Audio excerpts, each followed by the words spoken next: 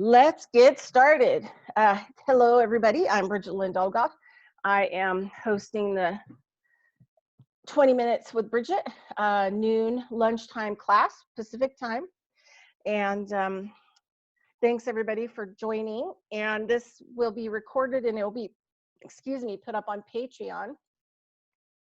My Patreon account is Consciousness of Economics. Find me there, support my work. As usual, I have a blog attachment. Oh, let me go over here. Let me get my blog attachment. Okay, so you can find the blogs, my blogs, and information about me and my work. Whoops. At coe-llc.com. I also have the Ministry of Consciousness, Nevada.org. And I've been trying to get blogs up on it, but I really need to clean it up. Don't have a whole lot of time to clean up all my websites. Like everybody else, you know, my pants are on fire. No, I'm just kidding. All right, everybody. So today, the blog piece is 20 Minutes with Bridgette, April 20th, 2020, fire/sun medicine. So we're going to be talking a little bit about practices that I've learned and that, you know, I've made a simplified practice. Yep. And that's going to be it. So we're going to imagine that we're standing out in front of the sun. And so this is going to be the opening. So I'm just going to imagine that the sun has rose, it's coming over the mountains and I'm facing it and I've got my arms and everything. I'm standing and I'm straight up. And then I'm just going to let myself feel the sun move over my body, making sure that it's connecting with the whole area in the front of my body from my fingers to my toes. And then I'm going to flip over and I'm going to let it do the same to the back side. And I'm just going to take in some deep breaths. Usually I say thank you. Just connecting with the grandfather, light medicine, sun medicine, fire medicine. It's a really good thing to do in the morning.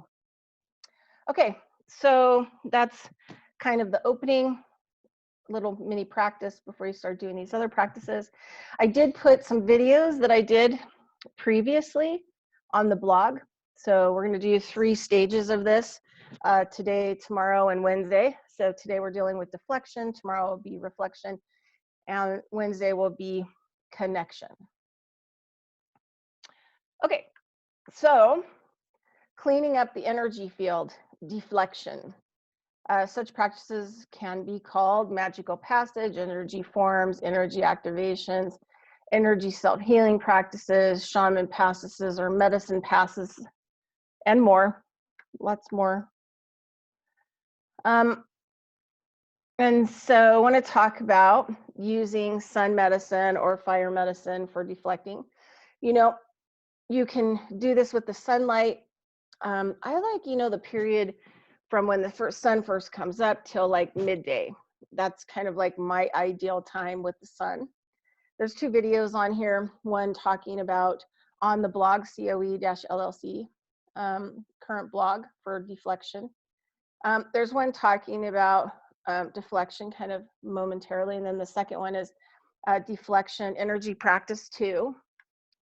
I just want to make sure. Okay, so we're going to go ahead and talk about and those, because I was outside and I actually did the practice, that's why I'm putting it on this blog, but I'm going to also talk in this video kind of more about it so that people kind of get a bigger idea. And the blog will always be wherever the video is, on Patreon, Consciousness of Economics, Patreon.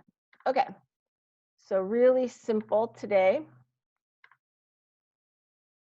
All right, so I've got the sun in the sky in front of me, or I've got a fire. I've got a, you know, like a self-contained small fire. You know, it really needs to have like flames in it.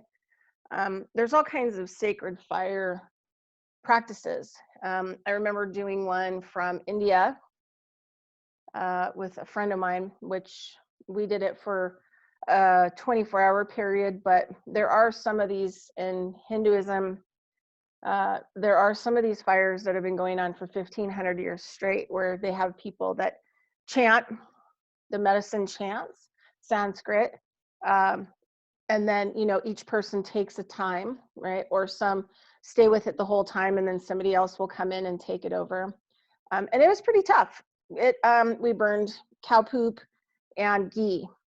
You had to, as you were chanting, there were points where you would drop the ghee onto the poop while it's on fire, small fire, kind of a thing, not a big giant fire. And it gets tiring. You're sitting in Indian style, and then people are around the altar, and then it gets to your point, and everybody else is chanting as well, at the same pace. And then the person that's doing the oil has to like get that dropped, and so you get so tired you just want to like fall over, and sometimes you have your eyes closed and you're chanting and you're just barely holding on. So there are all kinds of, there's different types of native fire ceremonies. Some ceremonies start the medicine, like for example a sweat lodge will start the sacred fire that will burn and clean off the grandfathers, also give them the fire medicine inside of them. And then these stones are taken into the lodge, and that fire, sun, grandfather, flame element is included in the grandfathers, the stones, and they take it within them and help to transfer it into the lodge so that you can be in the womb and still be doing the fire medicine. In the past, I've done some, which I would like to start again, but I'm going to need land in order for that to start happening. But I do a process of what I call medical fires, where the first night or first afternoon we do the teachings, and then the second night we actually do the fire, and it starts anywhere like around 10 p.m. And then goes through the morning. So at the point of the sun is going down, then we start the fire, do it all the ceremonial processes, and then before the sun rises, that's when we start to end the medical fire. And that is for a lot of people to release. They can bring photos of other people, they can bring their animals if they want, if it's not too cold. They're there to do the medicine work with the fire through it. So I give the practices, and then it's up to them. I hold the space, I tend the fire while they're near the fire doing their own individual work with the fire, getting rid of energy as it comes up, clearing it up, doing some reflective work, doing some connection work, and refilling, and also helping to expedite that medicine and energy to whoever they've are connected with, that they've brought with them on it, like an energetic level. So so today we're just going to talk about the deflection. So for example, I like to, in a lot of native cultures, they use feathers to deflect energies off people. My last teacher, Bobido, he's so funny. Most of the native teachers I've had have these big eagle feathers, and his was extra pointy. And he would reach into people and zip out their energy and kind of fling it. So he's picking and deflecting it. And it's good because kind of as a practitioner of this kind of energy medicine, you just don't really want to touch people directly. You don't want to touch their sickness. You don't want to touch their negative energies or toxins, their sicknesses, or any of this other stuff, especially if you don't really know how to do a thorough cleaning on yourself. So, like on yourself, it's one thing, but touching somebody else, you're definitely going to want something else to be kind of a deflector to help. And it's better to teach people how to do this work on their own and do your own work than to do it for them. This is a big problem right now, is that people don't have the skills or tools to actually do their own work on their own. So the sun comes up, or I have a small fire that I'm doing, a small personal fire, say If I'm in a place, for example, say I'm camping or something like that, I might build a sacred personal fire that only I'm going to use. I'm the only one in that area, and I might spend the whole evening tending that fire and doing a lot of personal healing work with the fire, with the grandfather. Um, and it's like once you start kind of moving into these types of sacred ways, these beings like start to communicate back with you.